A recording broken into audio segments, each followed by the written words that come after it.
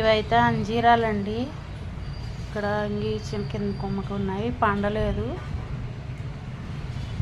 కానీ చాలాసార్లు కోసి ఉన్నారు. ఇది మల్లె చెట్టు. మొత్తం ఇవన్నీ కుండీలన్నీ మొత్తం మల్లెపూల చెట్లే.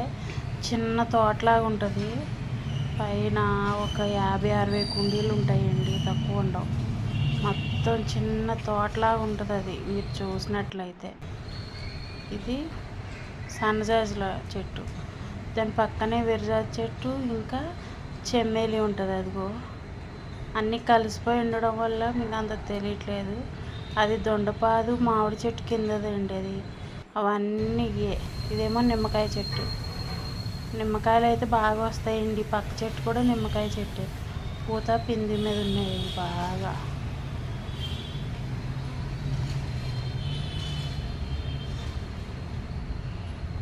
కాయలు అయితే చాలా బాగున్నాయి కదండి.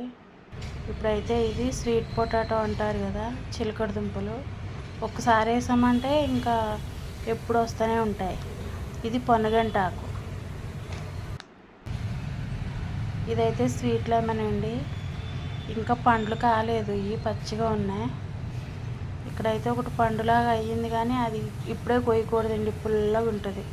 బాగా పండాలి. స్వీట్ లెమన్ అన్నారు కానీ అవి పుల్లగానే ఉన్నాయి ఎందుకో మరి. వర్షం పడింది కదండి 2 రోజులు, చాలా బాగా వర్షం పడింది. చెట్లన్నీ ఫ్రెష్గా ఉంటాయని ఇప్పుడు తీసాను. ఇది మా ఊర్లో అయితే గొబ్బి పూల చెట్టు అంటారండి. ఇప్పుడు డిసెంబర్లో వస్తాయి అసలు, మరి ఇప్పుడు అక్టోబర్లో కూడా వస్తున్నాయి ఏంటో. ఎప్పుడు నిత్యం పూలు ఉంటాయి దీనికి. ఇదైతే లిల్లీ పూల చెట్టు అండి. ఇంకోటి కూడా ఉంది పక్కన, అదిగో అది. దాని పక్కనే కనకాంబరాల చెట్టు, ఇంకా గ్రేప్స్ అండి. అది పక్కన ఈ వైట్ అన్నమాట లిల్లీ పూలు.